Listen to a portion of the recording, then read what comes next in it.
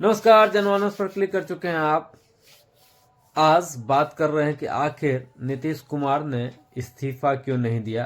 राज्यपाल से उनकी मुलाकात हुई, बावजूद इसके उन्होंने इस्तीफा नहीं दिया। इसे लेकर राजनीतिक गलियारों में कई तरह की बातें चल रही है। क्या कुछ हो रहा है, सारी चीजें इस वीडियो में हम आपको बताने की कोशिश करेंगे कि आखिर मसला कहां फंस गया, क्यों विधान कैबिनेट से विधानसभा भंग करने की सिफारिश होने के बावजूद नीतीश कुमार ने इस्तीफा नहीं दिया। राज्यपाल से मुलाकात भी हुई, बावजूद इसके इस्तीफा नहीं दिया।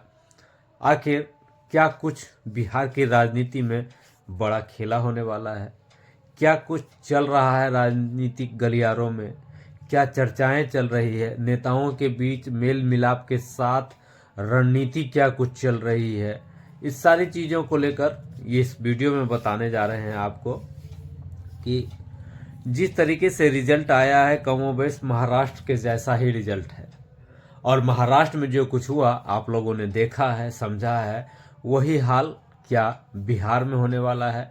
नेता खुले तौर पर इसको स्वीकार नहीं कर रहे हैं, लेकिन पत्रकार और जो राजनीति के जानकार हैं वो इसे इनकार नहीं कर रहे हैं।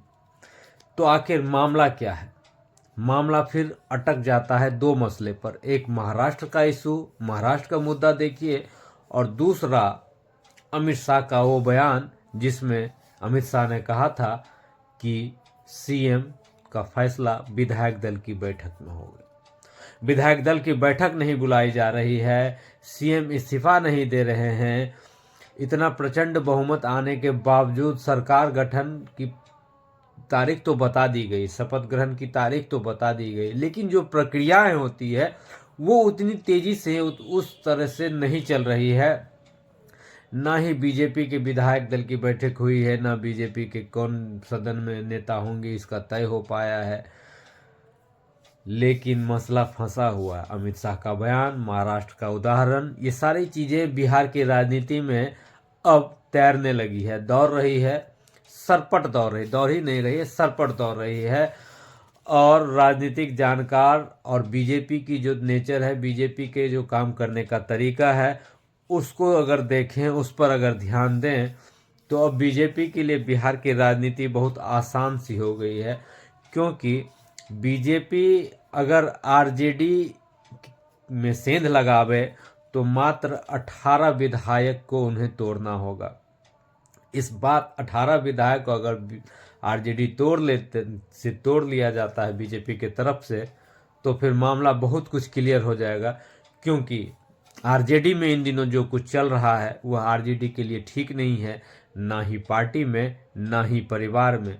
क्योंकि आरजेडी में इस बात की चर्चा थी, जो उनके चाणक्य थे, जो उनके थिंक टैंक हैं, जो उनके रणनीतिकार हैं, उन लोगों की तरफ से यह बातें कही जा रही थी कि सार्वजनिक तौर पर सभी विधायक इस्तीफा दे दें।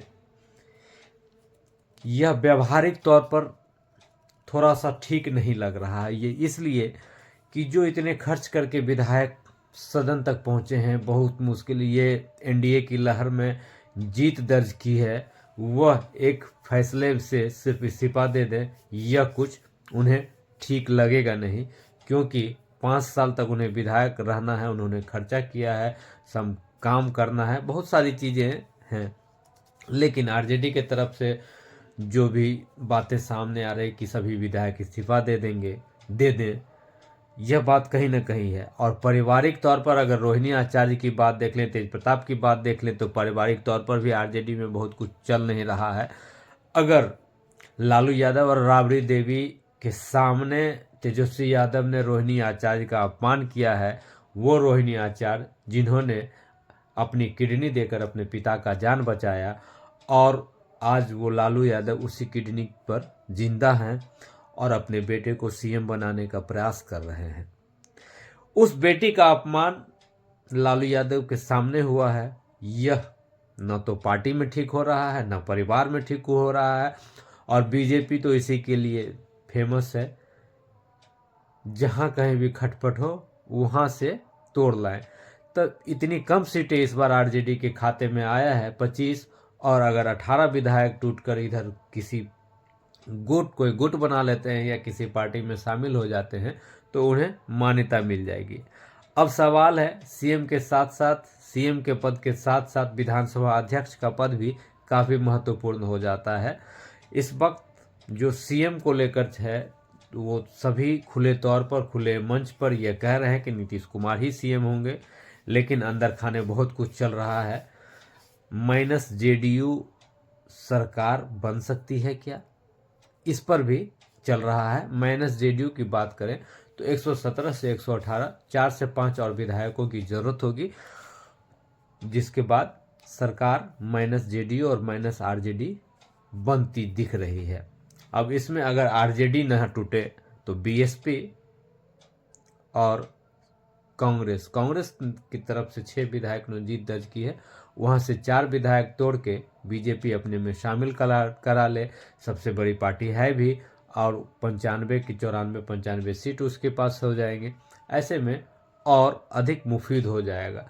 ये सब चीज़ें जो आंकड़े हैं वो राजनीतिक गलियारे में तैर रहे हैं और सरकार गठन की कवायद के बीच कुछ मंथन तो जरूर चल रहा है, अंदर खाने कुछ जरूर चल रहा है, जिसको लेकर अभी बातें सामने नहीं आ रही, क्योंकि जिस तरीके से बातें होनी चाहिए वो हो नहीं रही है।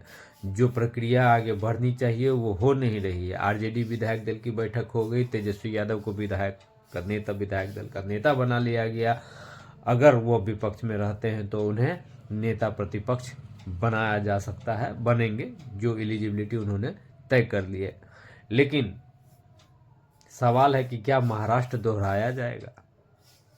बिहार में महाराष्ट्र की 2 घटनाएं, एक शिवसेना को तोड़कर जब बीजेपी ने सत्ता में आ गई थी, और दूसरा जब शिंदे के सीएम रहते चुनाव लड़ा गया और बम्पर सीट आने के बाद फिर शिंदे को हटाकर फडणवीस को मुख्यमंत्री बना दिया गया। क्या यहाँ पर दोनों का कॉकटेल आपको देखने को मिलेगा?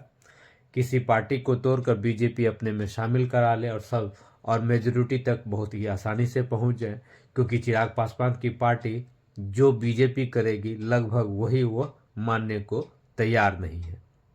लेकिन आज सीएम नीतीश कुमार ने जो इस्तीफा नहीं दिया, देते रह गए, अंतिम समय में मन बदल लिया, इसके पीछे भी इसी राजनीति की वजह लोग मान रहे हैं। वो इसलिए कि नीतीश कुमार कच्चे खिलाड़ी है नहीं, बीजेपी को स्पेस देना नहीं चाहते हैं। नीतीश कुमार चाहते हैं कि एक हाथ से इस्तीफा दें और दूसरे हाथ में विधायकों के समर्थन का पत्र हो, सरकार बनाने की दावेदारी पेश की जाए। यह नीतीश कुमार चाहते हैं। कच्चे खिलाड़ी है नहीं, लंबे वक्त से सीएम हैं और बहुत मंझे राजनीति की भी हैं। इसलिए उन्होंने कैबिनेट मीटिंग होने के बाद राज्यपाल से मुलाकात जरूर की और इस्तीफा नहीं दिया। इसका मतलब यह साफ है कि कुछ न कुछ चल रहा है। तो बीजेपी को बिल्कुल भी स्पेस न दें, इसलिए अपने पास इस्तीफा का पत्र रखा हुआ है। एक हाथ में इस्तीफा और दूसरे हाथ में जब तक सरकार बनाने की दावेदारी वाली चिट्ठी नहीं आएगी तब तक वो इस्तीफा नहीं देंगे। लेकिन समय बहुत कम है, सब कुछ 22 तारीख तक हो जाना है। 20 तारीख को शपथ ग्रहण की तैयारी चल रही है, प्रधानमंत्री नरेंद्र मोदी के शपथ ग्रहण में आने की बात चल रही है। लेकिन इस बीच तोड़ जोड़ और राजनीति की जो कहते हैं ना